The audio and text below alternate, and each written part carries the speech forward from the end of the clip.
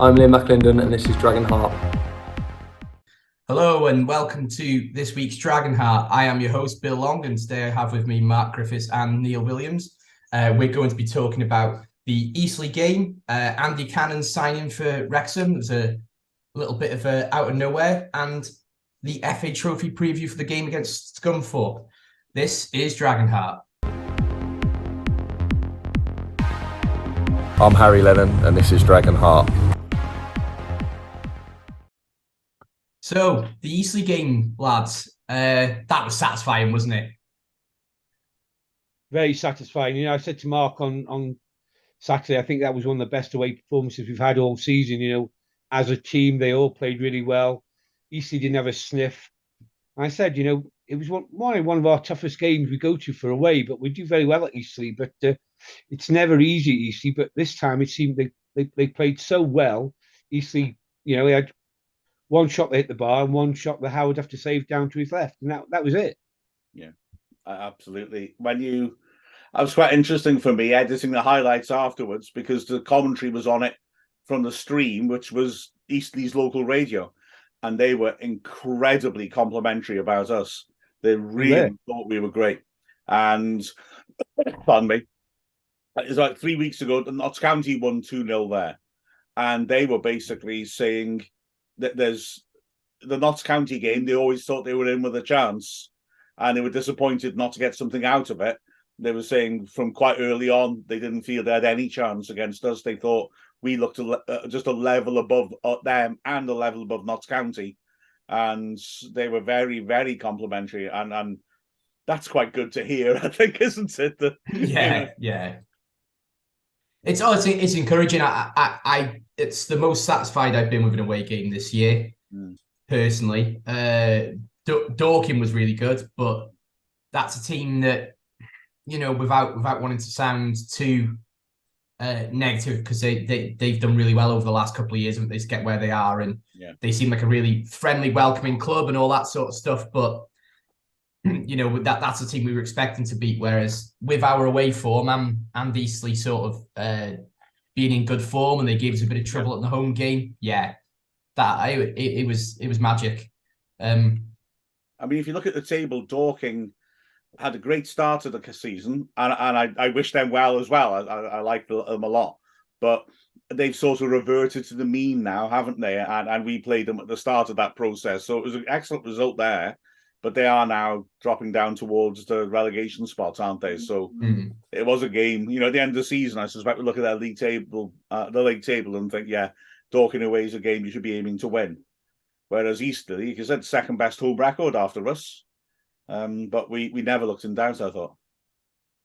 Yeah, considering, you know, they'd only lost at home to Notts County, I thought we totally outplayed them, outfought them, outbattled them all over the pitch.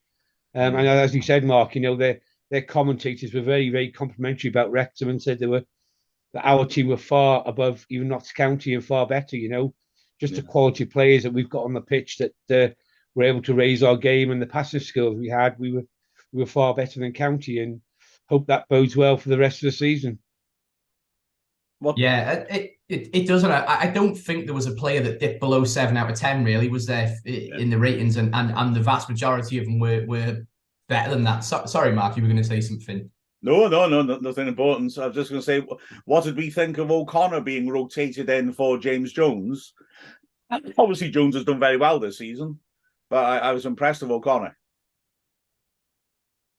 Yeah, he seemed to give a lot more freedom to Luke Young. Seemed to get at the pitch a lot more, which I don't know whether that was the tactics, but you know, with him being in the midfield there, I think it made a big difference to Luke Young. And Luke had a couple of shots on goal, you know, one hit the side net and the other one the keeper saved. So I thought it worked really well with O'Connor on there, whether it was just resting Jones for a game or two. But I mean, we've got the options out there now, you know, it's made a huge difference. Yeah, and those fixtures are going to be coming thick and fast. You know, we've already seen one of our games postponed, and you know, God knows what the weather's going to be like for this weekend and whether that game will go ahead. Although we will come to the Scunthorpe game later, and other teams' pitches as the season go on are going to limit us, and you know, to be able to switch O'Connor in for Jones, and then you know maybe if we have a game and Young has to come off and Jones is playing, it's fantastic to have those options, isn't it, Mark? Oh, 100%. It's terrific. I can't help thinking about the one time he really heavily rotated the team for a league match, which was a Chesterfield away game, when he did change things around considerably and we lost. And he hasn't tried it since, so I think he sees it the same way as, oh, that didn't work. But if you're going to have a strong squad like ours, you need to rotate a bit to get the full benefit out of it, I would argue, and to keep players happy. And I know we'll talk about him later, but Cannon coming in adds that midfield rotation. And it's just interesting to see it work so well because, as Neil said, it did necessitate Luke Young slightly changing his role to more the role that we've normally been accustomed to seeing him playing in, more box-to-box on the right of the three. And, yeah, he was excellent. And O'Connor's composure on the ball and his ability to keep the ball moving, I think, was good. And I wonder if it's a coincidence that our most controlled away performance came when O'Connor was able to regulate play in the middle of the pitch. And we just looked in complete control. And in the second half, we just did a bit of game management, didn't we, really? There was never any sense that Eastleigh were going to come back in it. As you said, Neil, they had 2 shots, really. One was a good shot, the one hit the bar, but it came completely out the blue. And then the long-range shot that Howard saved, oh, I mean, he'd be mortified if he let that in, wouldn't he? It wasn't a difficult save. So they genuinely didn't trouble us. We kept them at arm's length so comfortably, and they're a decent side. It was brilliant to see. Yeah, we've been saying how physical they are as well, and that they show what the 6 yellow cards they had. Yeah, reading your stats earlier on our website, and yeah, 6 yellow cards, which is the most any teams had against. I think we've had against us. Yes, they were physical. I mean, there could have been a red card in there as well, but no, we managed the game really, really well, and Eastleigh were no threat to our goal whatsoever. We defended very well. We got back in numbers to defend as well. And then Palmer came into his own in the second half, holding the ball up, which made a huge difference. I mean, he was a little bit maybe absent, I would say, in the first half, but second half he was superb. Yeah, I think it's interesting you bring Palmer up. The only negative chatter I've seen online, and in fairness, I've talked about how people react online quite a lot on Dragonheart this year, and I don't think there was that much negativity at all. But the one slight few comments I've seen was that Mullen and Palmer didn't really get into the game. But I mean, if your strikers are having off days, maybe the wrong word, but if your strikers don't score and you score 2 anyway, who cares? You've won 2-0. Like it's most teams in most divisions are not going to have their strikers score in every game, and we've become a bit spoiled, haven't we? That they usually both score or one of them scores in every game. Yeah, that's generally at home though. I mean, home games we're guaranteed one of them will score, but away, it doesn't matter who scores. It doesn't matter. It's good that we mixed it up and we've got people all over the pitch who can put the ball in the back of the net. I mean, and as well, I wouldn't. They were quieter than they can be. They weren't bad, and as Neil says, second half, I thought Palmer really imposed himself on those centre backs in a really pleasing way. And as for Mullen, I mean, he was buzzing around a lot. He was working; things weren't quite falling for him. But then, saying about things not quite falling for him, he nearly scored that goal, didn't he? When Lee won the ball on the right side of the box and drove it across, and Mullen lunged in, and it was just too far ahead of him, and he got the touch, and he couldn't quite divert it in from close range. I mean, if he gets a proper touch on that, if it's, if he's got half a step in before that ball's driven across, Mullen scores, and then that's a good performance, isn't it? It's a striker who has scored in the game. So, yeah, you're right, Bill. There's no real negatives coming from it, are there? Having said that, just to clarify that yellow card thing, what I did, I thought, 6 is a lot. And I was looking, and it's been about 4 times since we dropped into the National League, so that's 2008, that our opponents have had 6 yellows. That's the most.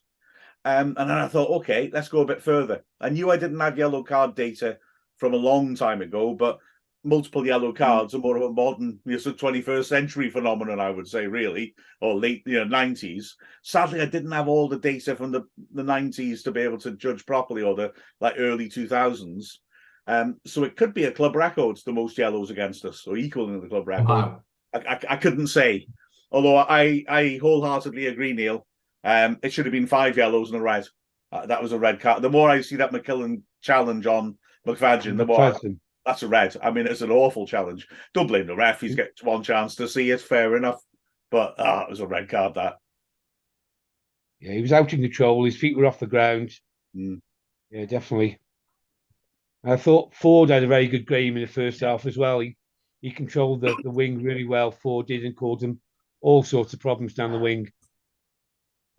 We were constantly able to isolate their fullback against Ford. And although I thought that Kelly is for the fullback, wasn't he? He did all right. He didn't really let Ford get past him. But the thing is with Ford, it's a bit like the Beckham thing, isn't it? He's got the quality to put a good cross in without going past a man and hitting the goal line, doesn't he? So standing off him means Ford will put a good cross in anyway. And I think they addressed that in the second half, and Ford didn't have such a free rein. But that was all part of the process of us taking control of the second half and just managing it through without overexerting ourselves. That they had to commit an extra man back until the latter stages when they brought Vincent on, because they had to double up on Ford. Otherwise, he would just keep putting balls in the box till we scored again. So that added to them retracting a little bit and just being able to just control the game in the second half. So even things like that, when they stopped us from coming forwards, it was too late. Yeah, well, there was good performances all around the pitch, wasn't there? You know, you guys. I have listened to the hot take. Let me remember. But did you choose Elliot Lee as your man of the match? I mean, that strike was something else, wasn't it? How he's managed to slip that between the keeper and the crossbar, God only knows. But what's that? Three weeks in a row you've had him as man of the match, or we've had him as man of the match, really, between us. Yeah, I think it's 3 or 4. I think it's 3. But fair, I mean, he is playing well, isn't he? Gosh, in this more withdrawn position, he's taken to it like a duck to water. Isn't he? That goal, I just love looking at the technique of it. It's so unorthodox. It's almost like he's the way he sort of the motion he puts on the ball almost feels like it's an in curler with his right foot, but sort of aimed to the wrong corner. Like in curling it, but not to the top right, but more towards the top left. And he's somehow got some rotation on it, so that curve is sort of up and down. So he curves it away from the keeper and down, so he loops it over him. It's a beautiful strike. Almost like a dead ball, wasn't it, really, the way it moved? Yeah. It's like the old, you know, when Ronaldo scored the Folja Seca free kick, the dead leaf free kick, where he sort of hits it low, but side foots it, and it goes over the wall and then just suddenly dies and drops down. It's sort of, that was that sort of contact, but on a moving ball, which, I mean, fair play, that was something else. And then everyone tried to copy that free kick, didn't they? But Ronaldo only did it once. That's one of the great myths with Ronaldo, who I think is a great player, please don't get me wrong. But he's always going to take every free kick for Man United, for Portugal, for whoever he plays for, Real Madrid, Juventus. But he's not a great taker of free kicks. He's just a taker of occasional great free kicks. And his stats are terrible. But everyone was trying to copy that, weren't they? They're sort of hitting it and it goes flying over and suddenly drops. But Elliot, when the ball's rolled to him, I mean, it's not bad, is it? No, it's not bad at all. And we got to say Lee was unlucky not to get a second goal when their keeper made a superb save. Yeah. From virtually the same position where he scored his first goal. But just and the keeper got his had no finger right to make that save, did he? over the bar. It was outstanding save, that. He had no right to make that. It was brilliant, wasn't it? So it was. Yeah. The assist as well. I thought that Aaron Hayden did brilliantly to set Lee up. And I also thought he was quietly magnificent, Hayden. He didn't do any of the real headline grabbing things, but he was just there all the time. He was intercepting all that. He was just so smooth. It was a real sort of peak Hayden performance, I thought. Yeah, I like to see him when he goes forward, you know, when he stayed up there. You know, normally defenders would go for the corner, then go back and defend, but he stayed up there. He read the situation, what was going to happen, stayed on the edge of the box, took the ball into his feet, was very calm, looked about him, and then just passed it to Lee, and wham, yeah, great vision by Hayden as well. And I like it when he makes forward runs as well, even from defence, you know. He's so talented and he's so positive when he goes forward. Exactly. Yeah, we've got some fantastic players in our team now. I think with Hayden, the only little thing I think when he goes forward is, I think sometimes when, sorry, you look at him compared to Tunnicliffe on the ball, Hayden's more likely to take a chance and try and play a killer ball, a bit more impatient, if you like. You'll get, we're shifting it around the back. He'll be the one who thinks, oh, I'm going to hit him now. I can see that pass, I can split it through, and then gives the ball away. Whereas Tunnicliffe is more, I know my limitations. I'm going to be conservative with my use of the ball. But then, to be fair, as you rightly say, Neil, Hayden's a force of nature. Sometimes you'll do that and it'll work. And we've created from the back. I love Aaron Hayden. I absolutely love Aaron Hayden. Kids sometimes say to me, who's your favourite player, sir? And I feel like I'm a bit old to have a favourite player. But I also feel a bit like it's Aaron Hayden as well. Does that make sense? Yeah, definitely. We're spoiled, aren't we? We're really spoiled. And it's just a shame in a way. Like, obviously it's completely the right decision to have called the game off against Chesterfield, but when we've got that sort of momentum behind us, to have played that game would have been interesting, wouldn't it, Neil? Yeah. Totally gutted we're not playing tonight, but it would have been blooming cold out there tonight. If temperatures, as I say, is going to be -7 tonight, the pitch would be frozen even if it'd been, unfrozen before the game. It would have been frozen by the end of the game. So it's the right decision. Conditions around the ground wouldn't be safe. It's a shame. I'd have liked to be there at the racecourse now, getting ready for the game. Another full house and great expectation that we keep on pushing County, and maybe County can get ahead of us even further tonight if their game still goes ahead, which is a bit of a shame. Yeah, it was interesting, the County game last night, wasn't it? What did you think of it? Oh, yes, Mark, I'm so sorry. What an interesting result. Anyway, moving on. I think it defies really.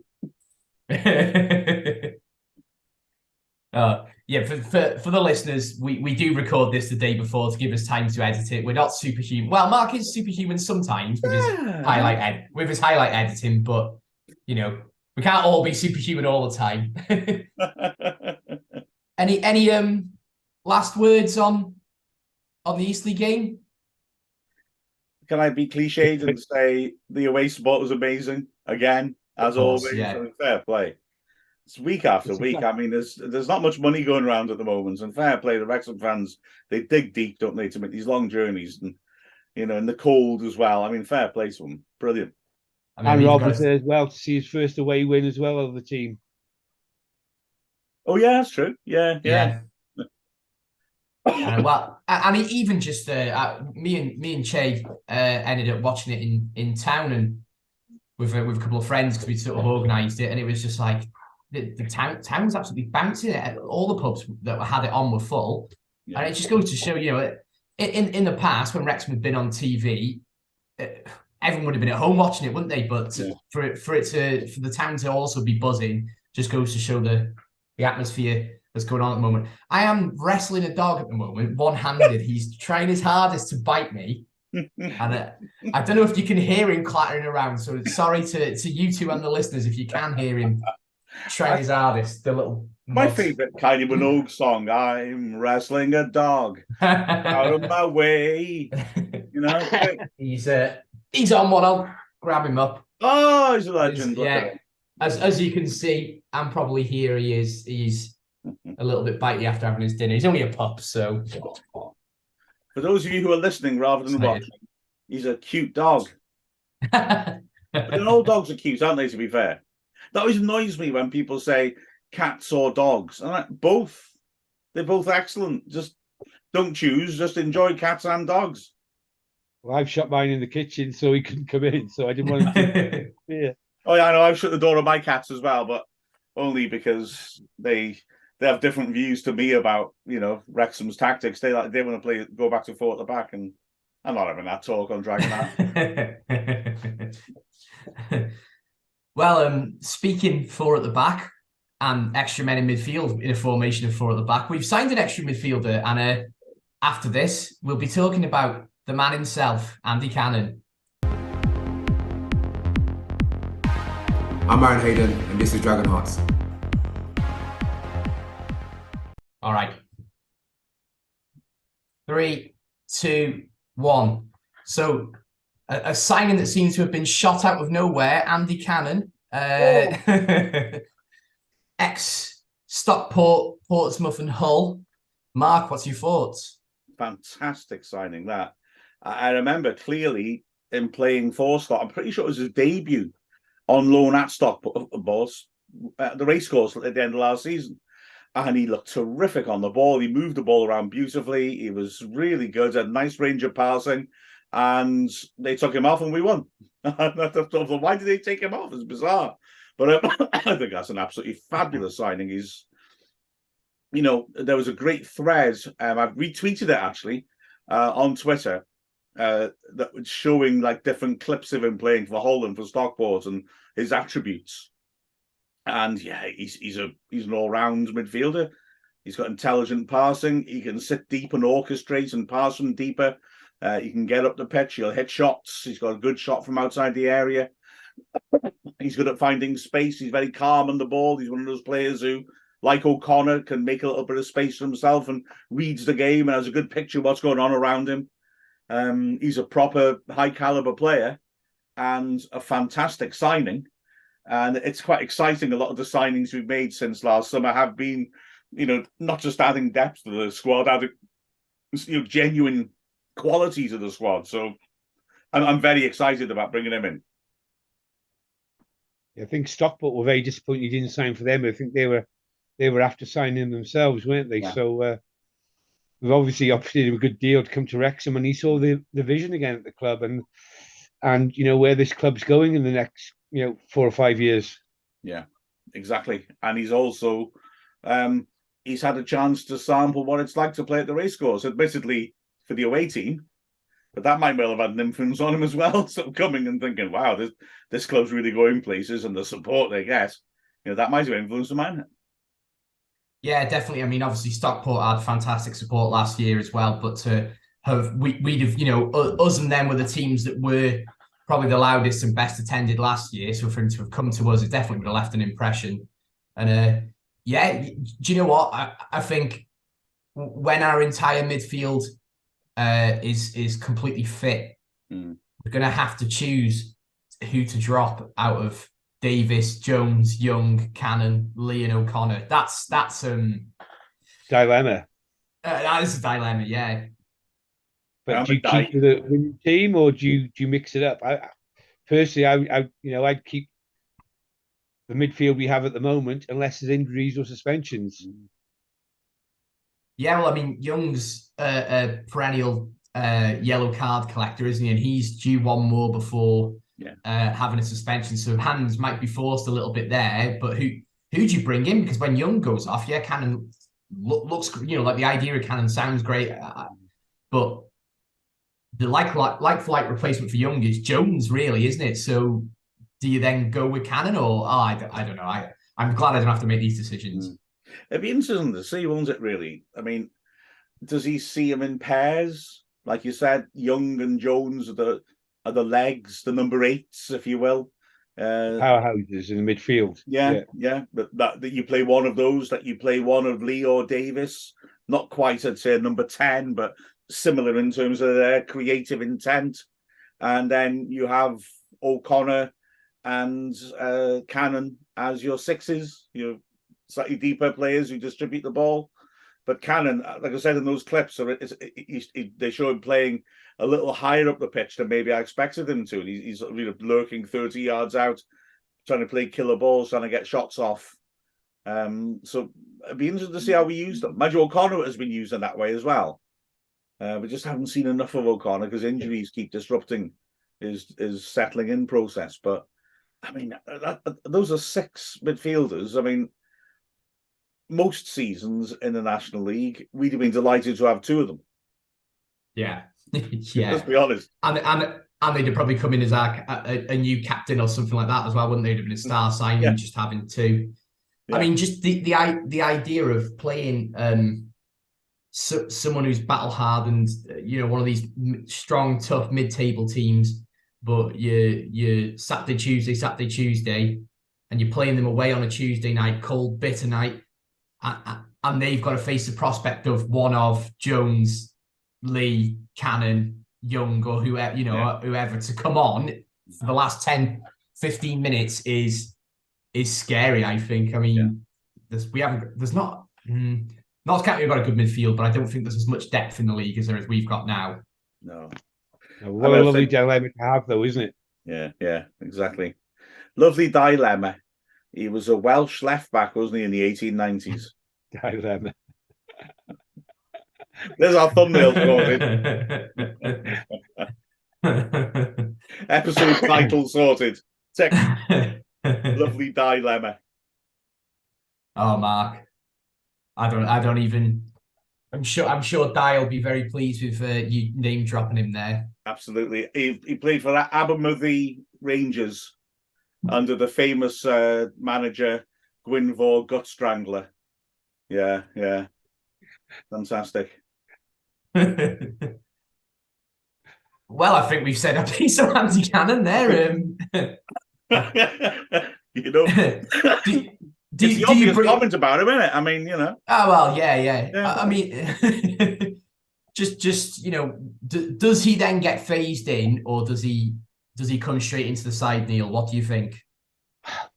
If the game goes ahead on Saturday, I would say bring him in as well as all the other, 11 players we're not using at the moment. The one who played in the, for the reserve team. I'd put the whole team out there and rest our first team squad.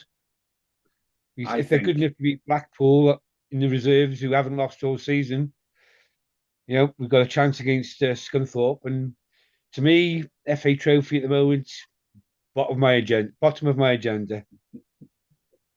Well, we'll talk about that in a little bit, won't we? But the fact is that I think, regardless of how strong the side is, I think an FA Trophy game is the perfect opportunity to give Cannon the start. I would have thought.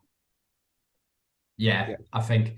Well, that's a good breaking point. So after this, we're going to carry on our discussion about the Scunthorpe FA Trophy game. Hi guys, I'm Dominic Vose and this is Dragonheart. So the FA Trophy, a trophy that we know all too well, mostly positive memories, I think, for most of us. But as Neil alluded to, you would imagine that this is probably priority-wise bottom of the pile, isn't it, Neil? Definitely so. And, at this moment in time, whether it even goes ahead with the way the weather is at the moment. But, yeah, I'd put definitely our second string team out there. I give them all a chance to play in front of it. Although, it's not a sellout crowd, but I'm sure there'll be a decent crowd there if the game goes ahead on Saturday. Give them all a run out on Saturday and see how we do. Because, for me, the FA Trophy at the moment, this season is just a distraction. FA Cup, because it gives us, worldwide, promotion again. It gets out there. A lot of people see it. We could end up against the bigger teams, which we have with Coventry, but FA Trophy, do we want to go through the same thing as last season and be distracted by it? I'm not too sure. I think I don't disagree, Neil. I think Mark may have mentioned it previously that you play the reserves, and if they keep progressing, great. Just keep going through it. There's not that much distraction from playing in the tournament. Okay, it does mean that the odd fixture's rearranged, but if it's reserves playing, then it doesn't actually make a huge amount of difference, does it, come the back end of the season? But there is always that temptation that you get to the quarterfinals, you're 2 games away from Wembley, and if you get an all right draw for the quarters, do you then play your decent side, or I don't know? How do you feel about the league? I guess, doesn't it? Yeah. If you're running away with the league, 15 points clear by that time, fair enough. But time will tell. I don't think he'll pick the reserves. I think he might pick a 50-50 sort of team with certain key players given minutes. But I think he'll pick a pretty strong team, because the way I look at it is it's still a trophy. And Neil, you're dead right. It's the bottom priority trophy. You're absolutely 100% correct. But it's still a trophy.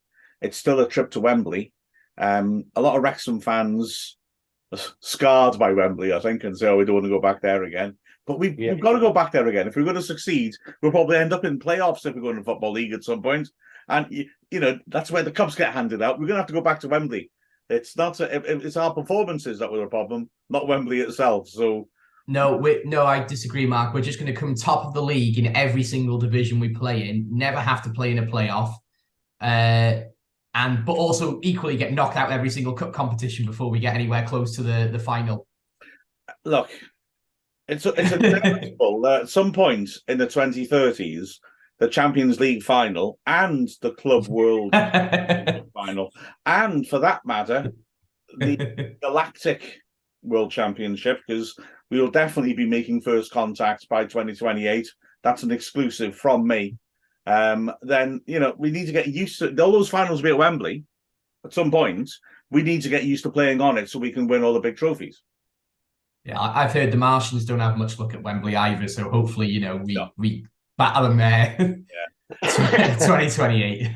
dreadful home record, the Martians. Absolutely no atmosphere in their home games. Thank you very much. Hey!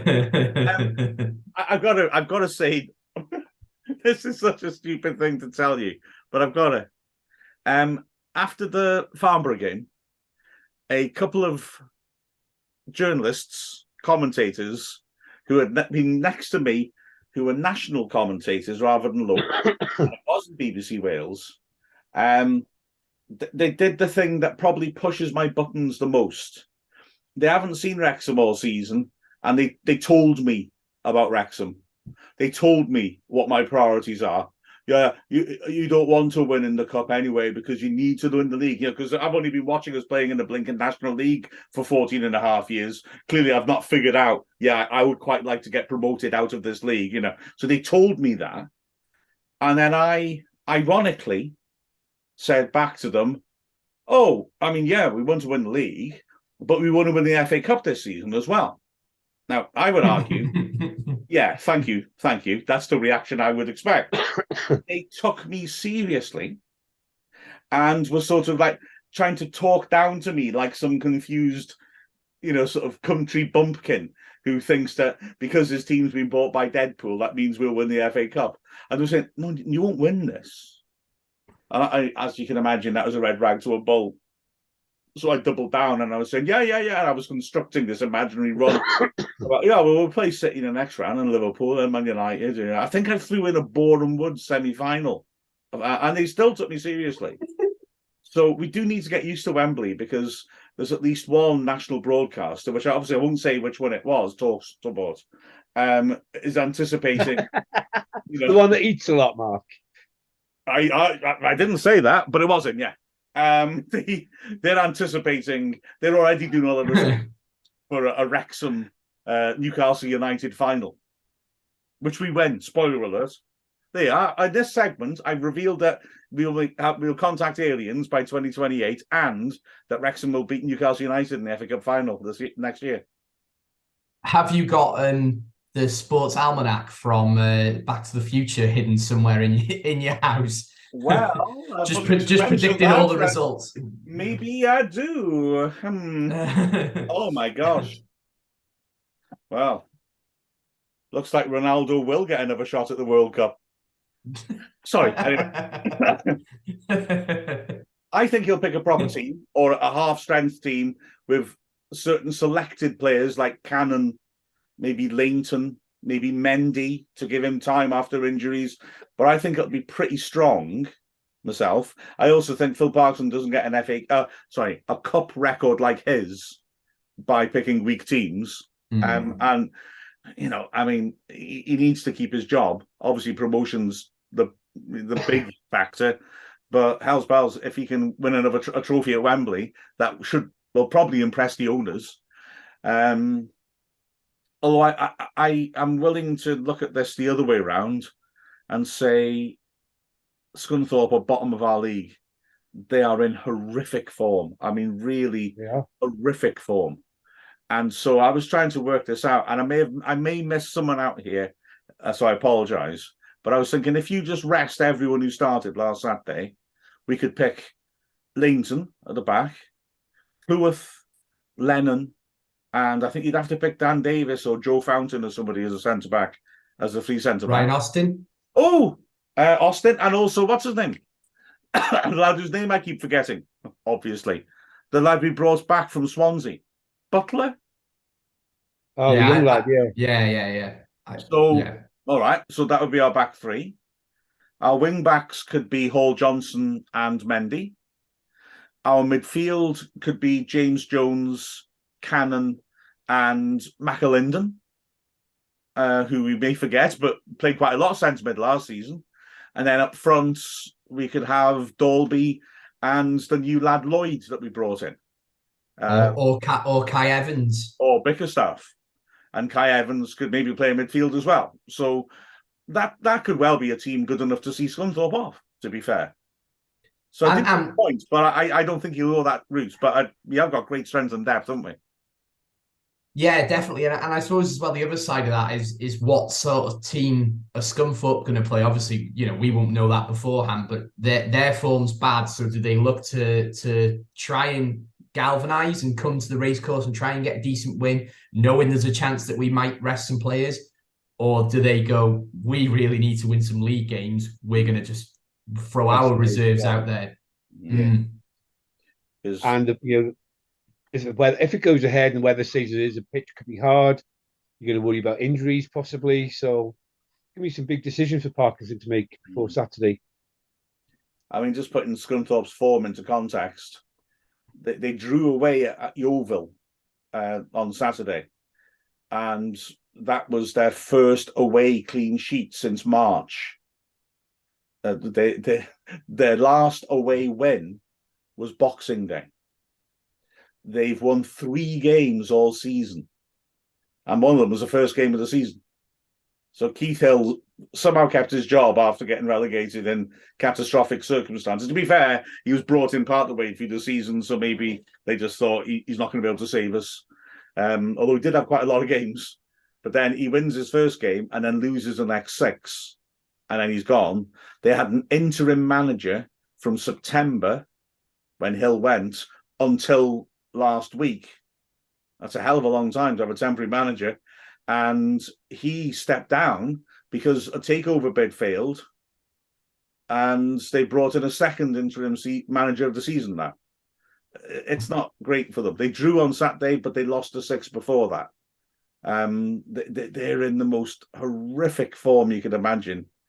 And yeah, how seriously we take it may well determine what their outcome is, really, I think. It's such a shame to hear that, Mark, because they're a big club, Scunthorpe, for our league, and even though we know how it feels to be in a bit of a desperation mode, we were lucky that when we came down, results weren't horrendous, were they? They weren't great. We had a nice little run for a period, but I really feel for them, honestly. Not that. I think it's just as much that if a club gets relegated on their own sporting merit and they don't deserve to be in a league anymore, then fair enough. But it's very rarely the case when teams come to our league, is it, Neil? No, it's I think teams come down thinking it's going to be easy to go straight back up from our league, but it's a tough league that we're in. I wouldn't say there's a lot of difference between us and League Two. The quality of play and the players of play. I think if they mix it up and they have had talk about North and South, league and splitting, putting the National League with League Two, that there wouldn't be a great difference. So, but yeah, you do feel for Scunthorpe. Oldham are not much better, and they're down there as well. So Scunthorpe, I would have thought, would be trying to prioritise the league and getting some points at the league. So how seriously they take the FA trophy, I'm not too sure, but they could say, well, let's try and win something this season. But difficult call, really. But also, I mean, I'm not sure what to think. They're 5 points off safety, which is not insurmountable, but it shows that they are in trouble. So, yeah, maybe they say the trophy doesn't matter. But on the other hand, if they were to get a result at Wrexham, as you say, Bill, against a weakened side, which gives them a chance, it could give them one hell of a morale boost. It would break those records about not winning an away game all year. That it could theoretically really get that squad energized, just ready for a new manager to come in and then add a few players in January. So, you know, they've got the good news that a takeover has taken place now last week, ironically, not long after the first caretaker stepped back down again. So, you know, they could have this as a turning point, which would maybe, you know, so maybe they might take it seriously from the point of view of just getting the squad morale lifted. Yeah, and I wouldn't want us to lose our, 100% home record this season either. Yeah. Well, we're closing in on club records now. I think it's 4 more wins, and it's the most consecutive home wins in our history. And I mean our history going back to the 1860s. So, wow, that's another remarkable thing, isn't it? Takes me hours doing those Wrexham Anoraks. They're scary. I could see us possibly going through the whole season without losing a home this season. Whoa, that'd be a thought, wouldn't it? Eh? Do you know what? I'd take a loss if we've already won the league. I don't really care about the record. If we get to the end of the season and we play Notts County and they need to beat us to get a playoff place, then let's let them have it, you know. No. That's nice. Definitely not. No. For what it's worth, I personally, if I was manager, would at the very least pick a semi-strong team, because I'd be confident that we will do what you said, Neil, and we will start to open up gaps, and that we could end up rotating in the league and having a chance to win the league, win the trophy, have a cup run. I mean, why else would you have strength and depth? You might as well use it. Oh, yeah, that'd be lovely, Mark. That'd be a great, scenario to win the league and we have a good run in the FA Cup. We go a couple of rounds further, bringing more money in, and the streaming's bringing money into the club. So, Well, that would be that's a good point, actually, Neil. You know, we can talk about streaming again in a second, but it would be really interesting now that we've got a more established international fan base, what the numbers for the FA Trophy. Because I don't know whether this new deal encapsulates the FA Trophy as well, but are they allowed to stream it at the price that the club set like they were last year? You know what? I have no idea. I'm assuming. Oh gosh, yeah, it's definitely not part of this deal, is it? Because it's the FA Trophy. So if the club want to charge, sorry, go on. No, well, last year the club charged a tenner, didn't they, or something along those lines? Yeah. I can't remember exactly. So do you charge a tenner, get 10,000 American fans, 10,000 plus American fans? That's your little January signing sort, isn't it? You know. Did we stream the trophy last year? I can't remember. We did, yeah. Don't quote me. I'm sure I watched the game on stream, but whether that was, you're making me think now, Mark. I'd have to dig out. I'm not 100% on it, but I'm pretty sure we did. The FA are quite weird about rights, and with the trophy, they sort of often turn a blind eye. But I don't think they turn a blind eye to streaming. But nobody said there won't be a stream, so there must. I'm going to guess there's something sorted, but I don't know. It might be on our YouTube channel or the Wrexham Player platform rather than, I don't know. I'm having a little dig now because I'm just I'm interested as much as anything. Definitely. It, logically speaking, it's got nothing to do with the National League in terms of administration. It's the FA. So unless the National League have some sort of agreement with the FA that they come up with to stream games. Right, okay. I don't know. They might have done it. The FA are not, until about the semi-finals, and maybe even not then, they're not that fussed. The final is usually shown live on TV. So they look to protect that, but I don't think the FA are hugely fussed about the FA Trophy rights, really. I don't suppose it's much of a money earner for them, really, is it? No. Right, hold on. I've got a bit of information here. Game result ticket, tickets in entry, COVID-19 guidelines. No, maybe it wasn't. Maybe I'm just misremembering. Yeah. I really don't recall. It'd be interesting to see what happens. I'll have to try and find out. Preferably before Saturday. Well, yeah, there's nothing going up on the website yet about streaming, so on the Wrexham website. So I'm streaming not. Yeah. I say, Oh, Did you okay. say So so? I'm not completely misremembering. There was the game against Folkestone Invicta was moved for live streaming Ah, right. on the 15th of January. So it was moved to 5:30 to avoid the blackout, and it was £10 a stream through Wrexham Player. So Right. the Gloucester game wasn't, but the Folkestone Invicta game was. So I mean, there's a chance it's streamed then, isn't there? Yeah. We'll have to see. You'd have Well- thought it would have been announced by now if they were going to stream, I would have thought, but there we go. I just thought it'd be announced if it wasn't. I just thought there's an assumption now we're going to stream games, but I could be wrong. Yeah, but where would they be streaming it from, Mark? Because it's not on our website at the moment, and they wouldn't. Yeah. So then, actually, just a dead quick one. It does the fact that it's being streamed impact your team decision? No. Because all right, moving on. But I like your point about possibly this game being more popular should it be streamed with American audiences than with Wrexham-based audiences. Because in Wrexham, although there'll be a good crowd for a trophy game, it won't be a sellout. Whereas I think, to be fair, our new fans, their attitude will be, it's a Wrexham game, and quite rightly. Yeah. And that's why, I would take it more seriously, simply because it is a trophy. The FA Trophy final in 2013 is a big part of our history. You win a trophy at Wembley, it's major. So to me, it is important. Although you maybe calculate that a half-strength team will be enough. Yeah. And I say half-strength. Mendy just needs minutes. He's an excellent left-back. Leighton needs minutes. He's an excellent goalkeeper. Give Cleworth some time on the pitch back again, just to keep him in the swing of things. He's a class player. So it's, Cannon needs minutes. He's a quality signing. So it's not necessarily. The reserves have been playing week in, week out now, so they've been playing together as a team. So they should be, maybe not as good as our first team, but they'll be a pretty good team out there as well. Yeah, definitely. Well, speaking of streaming, then anyway, how did we? First of all, it's fantastic news, isn't it, that our fans across the country and internationally are now able to stream games. The first game trial was around £5, I believe, wasn't it?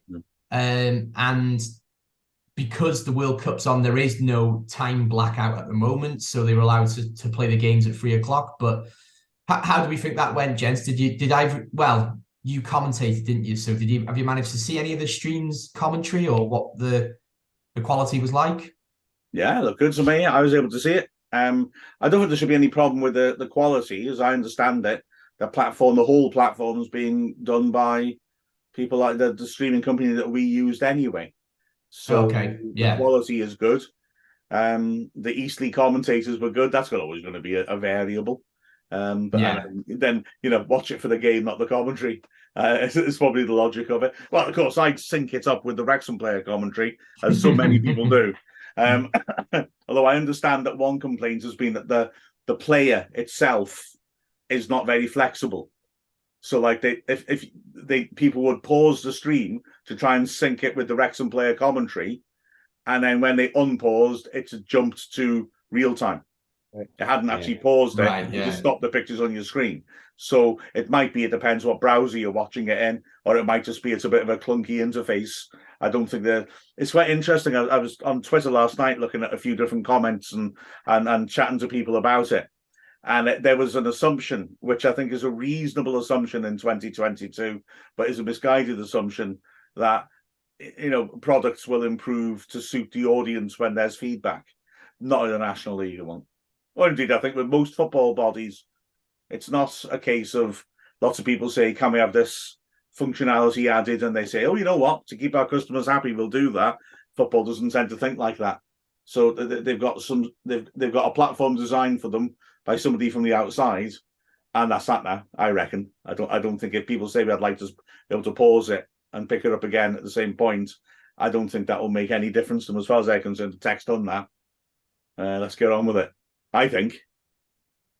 Wouldn't surprise me. I know quite a few platforms just use that straight live stream, don't they, where you can't pause. I think it's I might be wrong, but I'm sure one of the big providers does, like BT or Virgin or someone, and it is a bit frustrating when I've had it when I've tried to watch Premier League games and you pause and then it jumps straight back to the live feed. So that's a bit frustrating, but it's just positive that people are going to be able to be exposed to the club, isn't it, Neil? Oh, definitely so. I think there's some great comments about watching the live streaming, and there's a young lad who does a blog at Round Wrexham, and he's done some calculations, and from our remaining home games, he reckons, based on an audience maybe of 100,000, that Wrexham can make like 10 million out of it, which is crazy amount of money. But whether that's true, I don't know. It's just his 100,000 calculations across the rest of the season. Is that? Yeah. How many home games we got left? We got about half the season left. Right, exactly half season, isn't it? So this was just something he'd worked out. Yeah. Based on various scenarios, because we don't know what the figures will be, but he'd come up with that, which would be a phenomenal amount of money coming into a club where we've said before when we were going for the live streaming that we didn't want any of the money out of it, but we are having. But remember, we're 60% for home games, is it? Is it 40%? You'd have to be getting around 20,000 per game to be. Yeah, I don't think. Well, actually, no. I think those figures are a bit exaggerated. Is my. It may well be. It's just. I just saw it on YouTube the other day about this young lad who does a blog about every game, So, but that's what he'd worked out. But it's still all money coming to the club, which will help us in the January window, help improve, facilities in the ground for the players. So it's, we can't moan about it. It's a great thing for the club and for our overseas supporters who can watch us week in, week out now. There was a concern, though, that when you actually sign up to it, even if you go to the games, you don't cancel your subscription, you still pay for the viewing. My understanding that was one problem which came to light on Monday or Tuesday was that it said that you'd be automatically charged for the next match unless you opted out. But then some people were saying there was no opt-out option, and they found they'd been charged for the Chesterfield game after it had been postponed. Now, that doesn't sound great, does it, really? But then again, this is National League's issue, not ours. We offered to set it all up for everybody. We offered to give all our profits to the other clubs, and the National League decided no. So, any complaints, everyone, you got to contact the National League and say, sort this out, because any glitches are on them now. Yeah, but on the whole, it's a good thing, isn't it? So, brilliant. A lot more people can watch the games now. Watch Wrexham. We've got all these fans abroad, as we know. When we're doing the live commentary, we have them all interacting with us, saying they'd like to watch games live. So it's only good for the club and other clubs in the National League. I don't mean to sound negative. It's wonderful. It's wonderful that they can do that. It's just it does frustrate me that the National League just got into a snit with us because we offered to do something that would benefit their clubs, and they didn't like that. And it was very petty, I thought, how the National League behaved over this. But anyway, but the actual fact that the streams exist now is wonderful. The frustration for me is that they should have been those Wrexham fans should have been able to watch 5 or 6 Wrexham games before this platform was ready, because we were offering to do so. So that annoys me. Yeah, I mean, we got to be careful what we say about the National League, haven't we? Because no, we haven't. Hopefully, we will be part of it next season. So hopefully, we can dream. Right. Well, I think. Go on, Neil. I think it's more reality now than a dream, to be honest. True. Yeah, it's more of a reality than it ever has been in our time down here, isn't it? The only other time that we've come close was the 98-point season, and there was a lot of factors with that, wasn't there? But I think next time Che's on, we've been well overdue a 98-point season versus this team discussion, haven't we? Yeah. I know Che's very keen to do that, so that's something we can look forward to, I think, in the future. Right, gents, I think that that puts us at the end of the show. Catch us on all the usual platforms, YouTube. Make sure you subscribe, hit the bell for notifications, follow us all on Twitter, follow the club on Twitter, follow the TikTok, follow the Instagram, the Facebook, the Carrier Pigeon, anything you can get your hold on. We've been Bill Long, Neil Williams and Mark Griffiths. This is Dragonheart. There's only one dilemma.